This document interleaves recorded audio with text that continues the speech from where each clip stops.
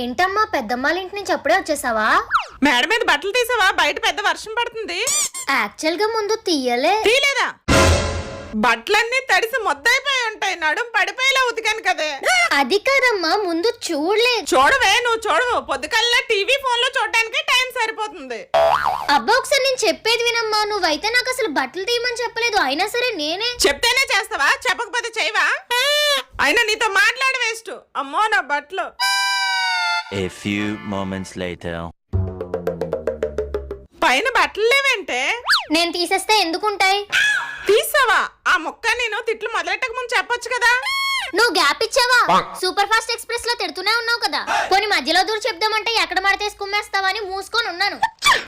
ఈ మాటలన్నీ సిలకలా బానే నేర్చావు. నీ టాలెంట్లన్నీ అమ్మ దగ్గర కాదు, రేపు పొద్దున్న మొగుడింటికి వెళ్ళాక మీ అత్తగారి దగ్గర చూపించు. అమ్మను మించి దైవం ఉన్నదా?